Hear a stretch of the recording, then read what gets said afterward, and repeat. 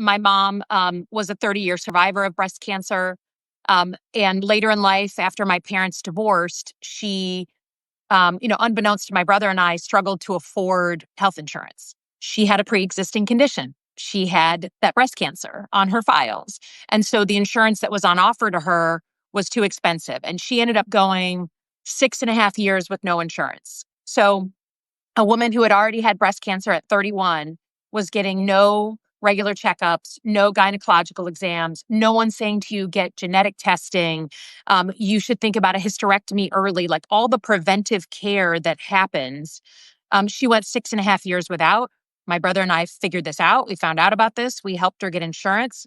Um, she let it lapse. She paid another bill and let her insurance lapse, and then walked into an ER at Henry Ford Hospital in Michigan and was diagnosed with stage 4 ovarian cancer. The same week and the same month that we were trying to get her emergency tests and get her scheduled for emergency surgery was the same week and the same month that we were filling out paperwork for her to declare bankruptcy. I'm a former CIA officer. I've done 3 tours in Iraq. I've done lots of things that were hard.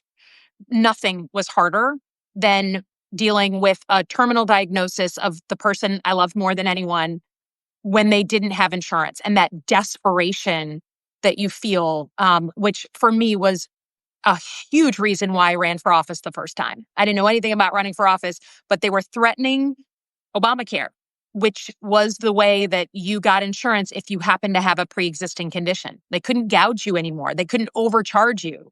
So for me, this is a very personal story.